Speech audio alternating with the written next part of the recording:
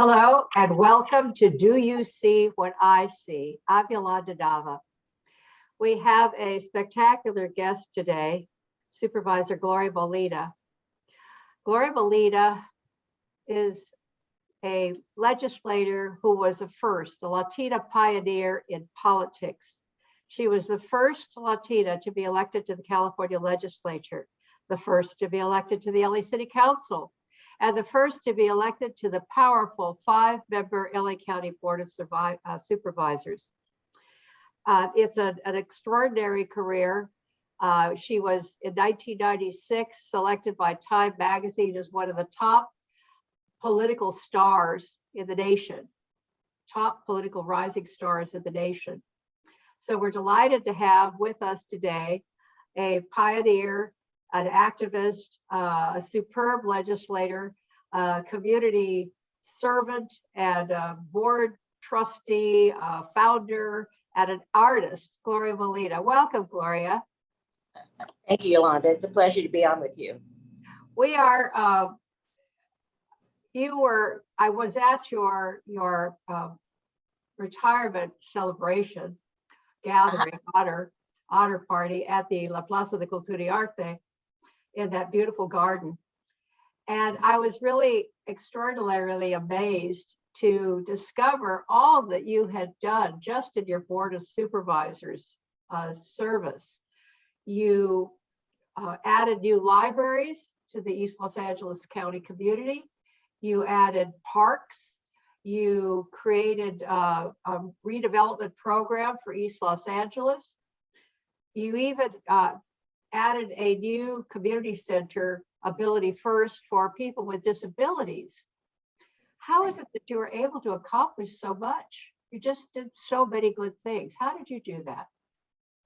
Well, I'm very fortunate to be elected to the County Board of Supervisors. You know, it's fascinating. You're one of 5 members serving 10 million people. Each of us represent 2 million. And so you have an array of issues. It's very different than being a legislator, because a legislator, you just legislate laws, you don't implement them. What's wonderful about the County Board of Supervisors is you can initiate projects and programs, you can change them, you can see them implemented and transform various different areas. And there was so much going on, everything from dealing with housing and crime and probation, children's services, and things of that sort, that everything needed attention. I, of course, had favorite things that I loved. I love parks, I love art, and I love libraries. So I wanted to make sure that every community had community centers, that people could participate and be involved with other neighbors and so on, and to come and meet on issues of the day. And I wanted to make sure that people had recreation areas, parks that were beautiful, and of course libraries, because that's an absolute resource for all of our families. I represented a highly Latino district, very, very densely populated, a lot of single moms, families, and so on. But anyway, it was a joy every single day getting the opportunity to do so very much in a district. And I love that part of it. And so it kept me busy. You work your 60 hours a week as normal. I had a wonderful staff. And you just, you develop a passion for doing these things. And it's so wonderful on the board because luckily you can amass the resources necessary. You need to be an advocate. You need to sometimes get into discussions and not get the votes you need with other colleagues. But most of the time, we try to be very cooperative with one another and really try to meet the needs of the entire county. Before that, when it wasn't represented by a Latino or Latina, these basic resources of parks and libraries and community centers were not as significant in this district. For whatever reason, previous supervisors were not as attentive in these areas. And this is something that I had to upgrade before I started working on other issues like probation and children's services. But you have to have joy in it. You have to have the passion, because it is a lot of work, and you have to be prepared to be a staunch advocate and really care about wanting these things to make sure you can deliver to the community. What is it that made you go into politics in the first place? What is what? What is it that made you go into politics in the first place? Well, again, I've always, as a community activist, having been a part of the Chicano moratorium here and looking at all of the issues when I was attending East LA College, it was very clear that we didn't have the political representation.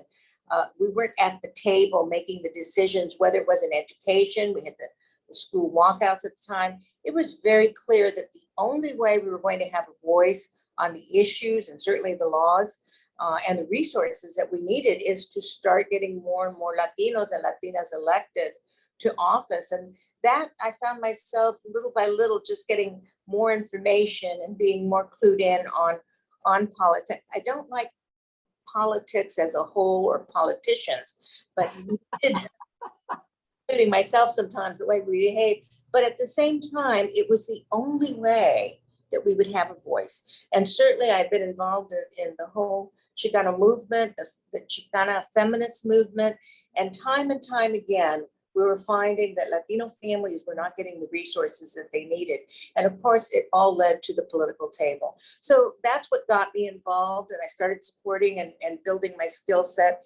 Had an opportunity to work on a Jimmy Carter campaign, work in the White House, and seeing that we were almost non-existent in Washington, D.C. at the time. I mean, totally non-existent. Very few Latinos in the Congress, no one in the Senate. Well, we did have one senator from New Mexico, but for the most part, we were non-existent.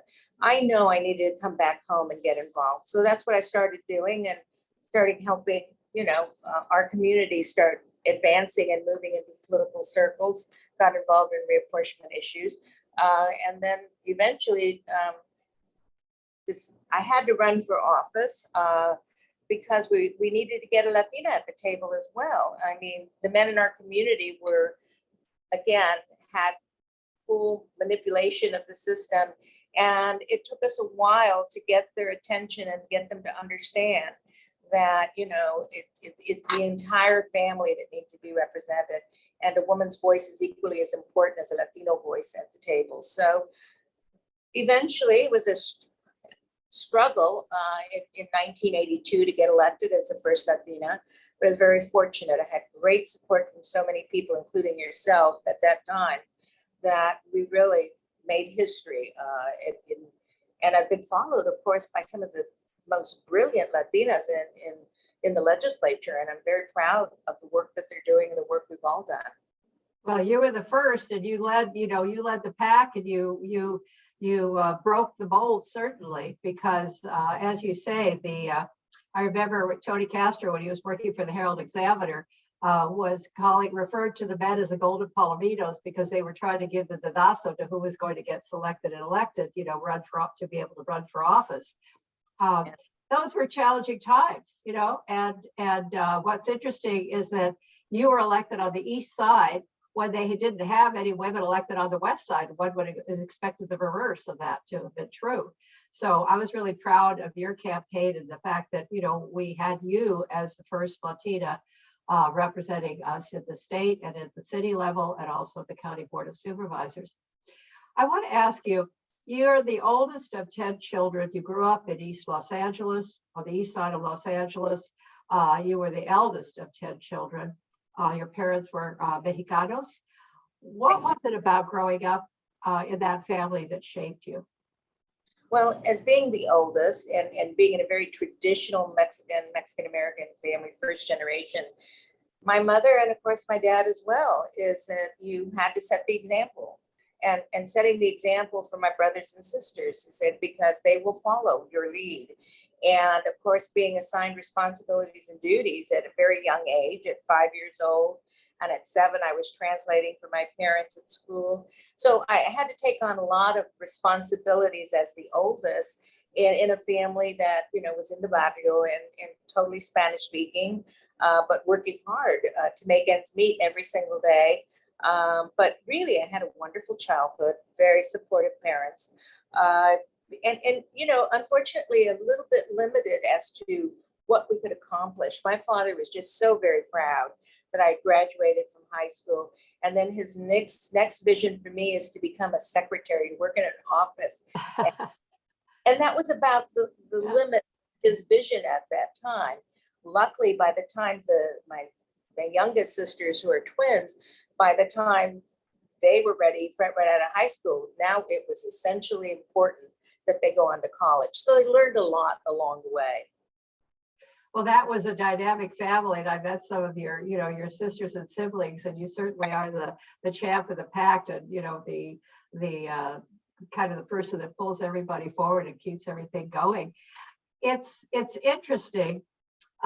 You made a comment after you retired, because you referred to this slightly before. You didn't often like yourself as a politician, and I remember you telling me after you retired that you were glad that you didn't have to be so tough and strong, to get things done. And I think you even said the word mean. You didn't like that aspect of the business. And I don't think people would realize that you have a very multifaceted personality. You were one of the few women who had babies in politics way back when. You had Valentina when you were a young woman. And the other dynamic that's so interesting about you is that you're an artist.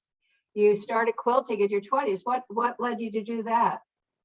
Well, it's interesting. I was very, very fortunate to have my daughter when I was on the city council, and of course, spent a lot of time with that. But eventually, you work so hard, you're 10 hours a day, and you do have to sometimes be very mean because people are sexist, they're racist. It's not easy to convince them. And so you really have to put on almost this very political face, which really is not what my favorite things to do, but I needed to get things done. It was really essential. And so sometimes there was a lot of stress in the office and a lot of stress in the day. That coming home at that time, spending some time with my daughter, but I needed a quiet moment. So I always spent an hour or two and went to the creative side of myself and started quilting. And little by little, it was very rewarding. I mean, some people do different things to really calm down and relax and certainly remove all the stress of the day and going on for the next day of battle, as one says. But that's why I got into quilting. And of course, it's been able to bring out the creative side that I really enjoy. I still do it today. I'm trying to always recruit other Latinas into this whole American tradition of quilting and kind of bring our culture and our celebrations and our very important history and themes into quilting. And so I enjoy it, but it was a stress reliever for me at that time. Well, I don't think people realize, but you're not just a quilter. You're internationally renowned, and you've been exhibited where in Australia and in different places, New Mexico, and different places around the country. And you do absolutely beautiful work. I mean, I'm told, I wish I could see it, but I know that you've got mounds of quilts that you've made at home, and that you're extremely creative. And I think that's an interesting dynamic, that you are managing to do everything. From politics to parenting to quilting, to just being able to hang out with your friends. And also you had a marriage. I think it's interesting that you achieved a sense of balance through all of that, Gloria. Well, and then, that's the key, is to balance it all. And to really always take care of your family, take care of, my brothers and sisters, stay connected to the family. That was really essential. But I also built on the strength of having female friends that I really trusted, that I could associate with, that were separate from politics. Sometimes they were political too, and we're all issue oriented. But it's sort of nice to have that. And it's something that I've cherished all my life, is my relationships with other women in different roles, but all of us having each other to kind of support one another in different ways. I think it's really a very, very different situation than most people do, because it's just, you need to build this support system that really that you respect the work they're doing and helping them, and they respect the work that you're doing. So you have this mutual support system along the way, which I think is very, very much a part of everyone's well-being. Well, you certainly are a worker bee, and I remember your contribution to It's All of the Frijoles, the Book of Latino Virtues. And you talked about your grandmother in that contribution. How did she help shape your character? It's interesting. I have two wonderful grandmothers. One who is quite a character. She was a tarumara, but she was lovely, and she had a sense of humor. She had a very tough life. And yet she was able to persevere and have her children. She ended up having, I think, 8 or 9 children. Only 3 survived to adulthood, and yet she was very positive about life and really good humored. But my other abuelita, my abuelita Celsa, was just an amazing woman for her time, and she ran a full ranch. She had ranch hands. Her parents were killed when in the last Apache killing that they had in Chihuahua. And so she ended up as an 18-year-old having to raise all her brothers and sisters. I think there were 12 of them, if I'm not mistaken. And so she took over the ranch, and I just watched her when I would go over and visit. She just started at 4:30, 5:30 in the morning, got herself dressed. I mean, she was really, everything was pressed. She was very neat, but off she went, starting to cut, the leña, as she called it, for the fire, starting to make her masa for the tortillas of the day, get the food going, make sure she had, lunch for all the workers as they went out in the fields, as well as the family. And, she has assigned herself duties every day. What was a laundry day? What was a day of, preserving the fruits and vegetables and taking care of her little garden with all of the other spices and everything. Every single day was a busy day for her.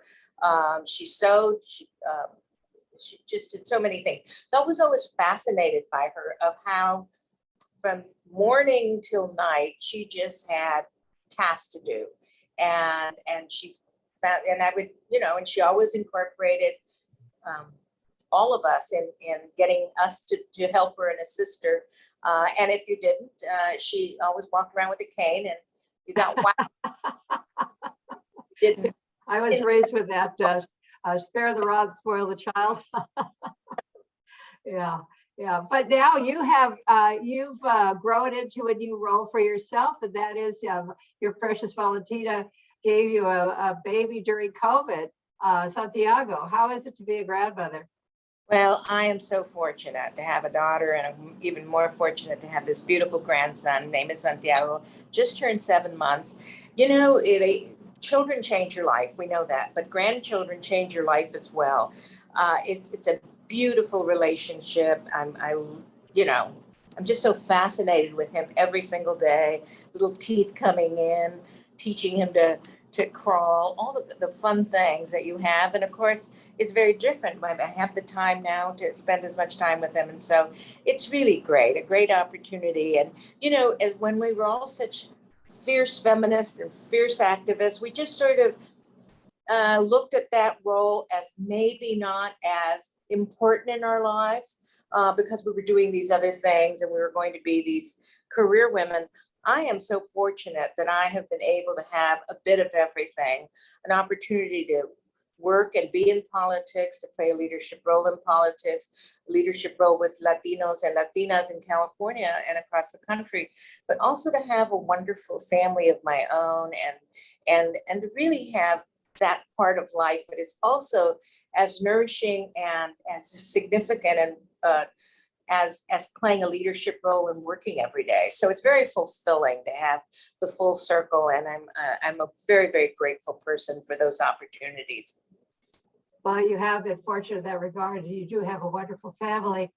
It's interesting now that we've been at this so long. I met you when you were 20 and we were in Boyle Heights. We were mentored by Francisca Flores, who was the mother of Comisión Femenil and a fabulous journalist and publisher of Generación magazine. Looking back and then looking forward, what do you see are the needs now? What is the legacy that we should be seeking to pass on, and how do we inspire our younger generation to step up and step into the work that still has to be done to continue to make Latinos visible, because we still have a level of invisibility at certain levels of corporations and foundation boards where all the money flows from all over the world. And what would you say to the younger generations to give them some of the wisdom that you've gained over the years? Well, Yolanda, it's really important that we all recognize and understand the roles that we have. As a Latino community, we're growing in numbers, or certainly our census numbers here in Los Angeles. We're over 50% of the population countywide, and our schools are at 60 and 75%. As your children, more and more children, we have a very young population. But the reality, even though some of us have sort of patted down the grass for many in our community as far as opportunities and create more equity for them, we still have a battle before us. We really have to each understand what our contribution is going to be. And so, of course, you need to sign on and say, I'm going to play a role. It doesn't necessarily mean in politics. It doesn't mean, in civic involvement necessarily. If you're a scientist, that you're going to promote other Latinos to create a pathway for other scientists. If you're an artist, the same way. If you're an actor or an actress. So each of us need to provide a helping hand one way or another. But you do need to be prepared, because there's still resistance. There's still a lot of folks out there that really are not sure that we can carry out these roles effectively. And it's unfortunate that even within our own community, Latinos continue. I talk to young women all the time that still have issues with sexism, with men still relegating them to roles, even though they're equally as qualified, have the same credentials. But men, our Latino men, unfortunately, still relegating women into kind of a servant role as compared to a leader role. And so we need to still continue to deal with all of those issues. But I do think we need to be prepared, we need to persevere, and we need to be bold. We need to be bold in a way that we take our position, we're firm about our position, we're convinced about who we are and what we're doing. And we're willing to stand up and be firm about it and not just go along to get along. We've got too much work to do. Our community is still lagging behind in education, in opportunities, and certainly pay, all of the kinds of things that we need to build on. And so we each have a job to do. So these young people today that are in elementary school or high school or college, they've got their job cut out for them. Hopefully it's going to be a little bit easier because some of us have worked on some of those issues. But to think that we've arrived and we've achieved is really a mistake. And you also have to realize that it was people before you that helped you, whether you realize it or not. I certainly do. I mean, I look at the likes of a Congressman Roybal, who really led an amazing path of leadership here in the political setting on the east side of, Los Angeles. So there are a lot of people, feminists like Francisca Flores. Excuse me. So we've had many mentors and many outstanding leaders, and you and I were both fortunate to have been inspired by those particular leaders. I want to ask you very quickly. You are the founder of La Plaza de Cultura y Arte, which is the premier cultural institution in Los Angeles about the contributions of Latinos and Mexicanos to the City of Angels. Right. What led you to create that cultural center? Well, so many of us. We know that Los Angeles was founded by Latinos, by the pobladores that were sent from Mexico to Los Angeles. And very frankly, every single city in this country has a founders museum. Los Angeles does not. And I think a little bit has to do with the history of the past and how they looked at us, so we don't have it. But we have been such a positive contribution to the building of Los Angeles, this huge megalopolis, and our stories are not there. And so we needed to tell that history to our children, to affirm who they are, who their ancestors are, to correct the history that sometimes is not in our textbooks, that our children, but we needed to demonstrate to them that we've made a magnificent contribution to this building. So it's a place to tell our history, a place to tell our stories, to bring our children. And of course, there's different aspects of it. We have the cultural center and the historical museum.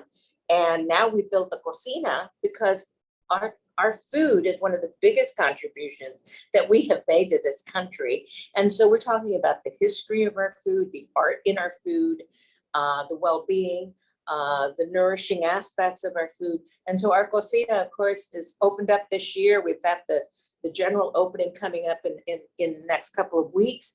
And so we have that component. And then we have to move to the Chicano art because it was here in Los Angeles and Boyle Heights where Chicano art started. And so we need to capture that history, tell those stories of those artists, find a way to create an archive of all that wonderful art and who owns it. So again, it is again remembered of the contributions we're making. So La Plaza Cultura y Arte, and of course with the help of so many people, including yourself, we've always had this vision that we needed a place to tell our stories and to be part and to showcase who we are. And so now Plaza is all of that. And I think throughout LA, we are finding that people are really welcoming La Plaza, its programming, the kind of work that they're doing. Children are coming on a regular basis, field trips are set up. So it makes me tremendously proud. I know you are as well as joining me as one of the founders, because we now have a place for all of these things. And we have so much we still have to do, but we're going to do it. And I just love the idea. We didn't have that as children, a place to go and talk about our history, a place to interact with one another, a place to take our issues and have the dialogue and to showcase the great people that we have in academia and, in various leadership roles throughout this country. And so we want to showcase all of that because all of these contributions are very, very meaningful.